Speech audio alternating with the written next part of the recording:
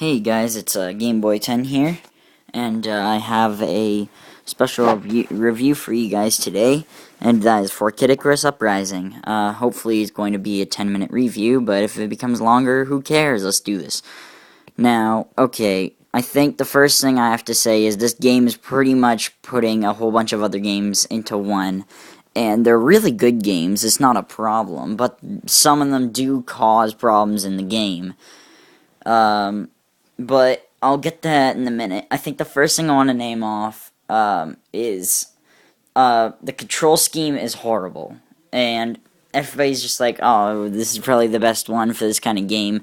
No, it isn't. They could have honestly had the Circle Pad Pro already on the 3DS to begin with, and could have used that control in order to aim with one stick and move with the other, similar to how, say, Call of Duty does it, with, run with the left stick, sprint using the left stick as well, and then the right stick could have used the aim and also the movement.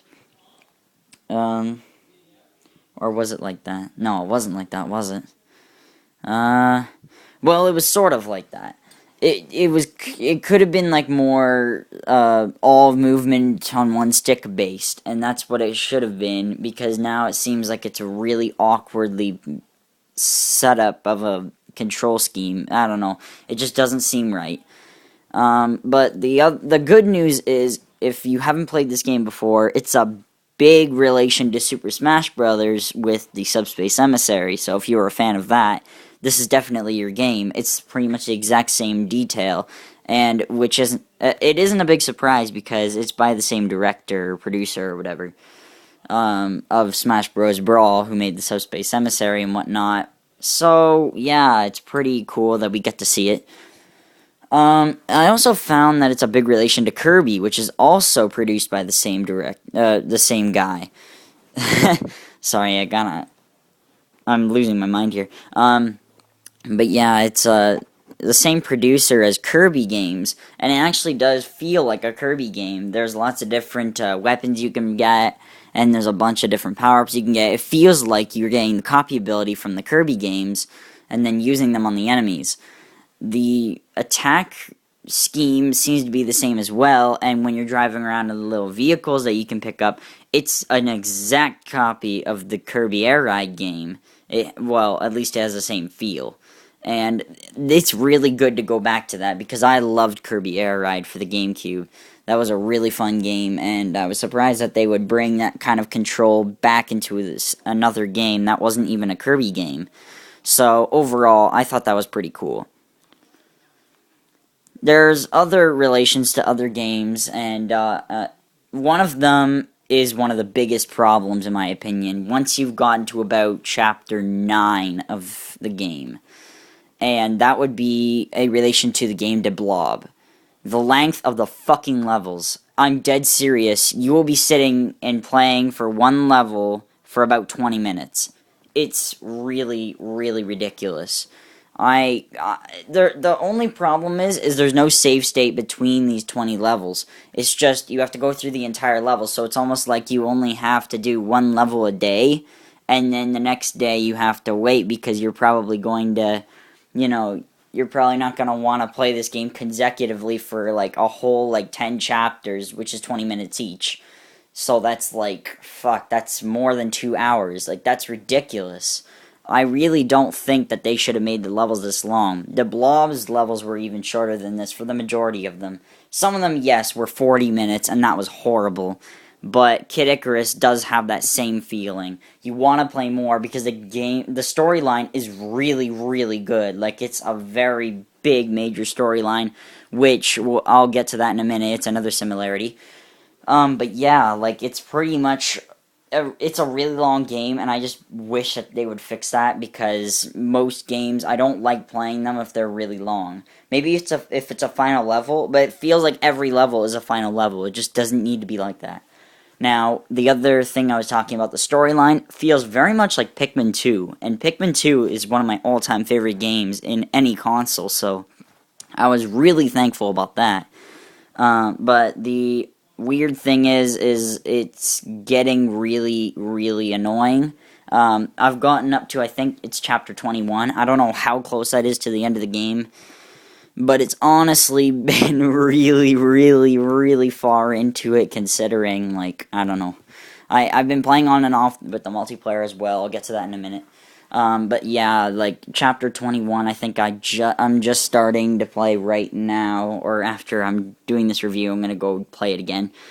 But honestly, like, I don't want to explain too much detail, but most of the game feels like Pikmin 2's storyline. So if you know Pikmin 2, then you kind of will have a grasp at what the problematic situation will be later in Kid Icarus if you haven't played enough of it yet. So, yeah, it really feels like it. So if you're a big Pikmin fan once again, or like any casual Nintendo fan would enjoy this game.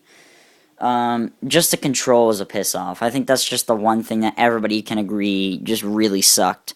And they could have made a much nicer version of the control scheme. Circle Pad Pro doesn't even fix anything with the movement. The only thing it does is it changes the aiming. You still have to turn. It only changes the turning, or you can make yourself a left-handed player. It does not change the aiming scheme, which is still the touchscreen. That's really, really just worsening it for me, and it almost wants me to throw up. It's just horrible. But the good news is, every version of the game comes with a stand, and this stand actually works. My hands don't cramp anymore when I play the game, and it just seems to work very effectively. Otherwise, your hand feels like it just went through a friggin' compressor, or like a drill, and it just hurts like a bitch. It just doesn't feel good. So, yeah, like, this stand actually helps. If you haven't been using it, I would suggest trying it, because it stops the cramps. If you've gotten used to the cramps, then I'd be a little bit afraid. I'd ask your doctor about that, because I honestly would be, like, totally pissed off if my hand became numb, and then I just, like, broke something in my hand from a video game, which doesn't even sound like it makes sense. I don't know, whatever.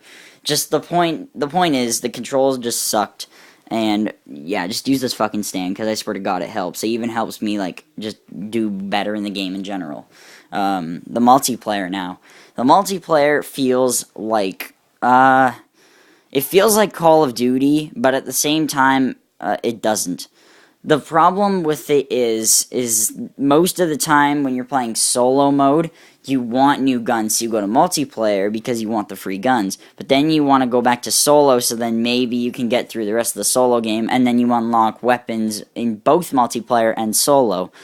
In solo mode, you can use the guns, and then those guns you can use in the multiplayer. But the thing is with that is, you have to try and get those big guns that are really powerful, and other people who have played the game already all the way through somehow already have all the fucking best guns in the game, so you're completely screwed no matter what.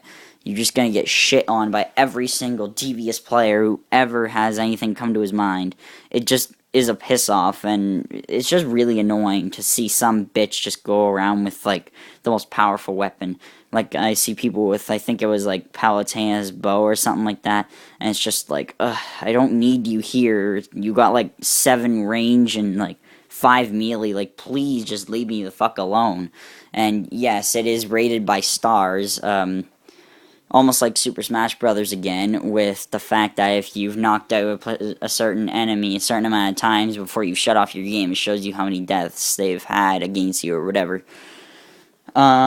It also kind of feels like a Yu-Gi-Oh game, because they show little pictures underneath of who's talking and whatnot and what their reactions are. So it kind of feels like the Yu-Gi-Oh GameCube games, which I don't want to go back to, honestly, because those were just wrong. The voice acting is really, really dumb half the time. If, once again, another relation to Super Mario Sunshine, so it's all Nintendo-based games. But yeah, it's just, the voice acting is kind of pathetic, and I like the jokes, though. Some of the jokes are kind of funny. I mean, I think they really wanted to try and make this game more teenager-based, not really mature or young, just more like 15 to 21. In that range, because I do have quite a few of those little hint sex jokes and whatnot, but other than that, this is a pretty cool game. I better let you guys go, so thank you for watching, and I hope you enjoyed. I'll have another review later.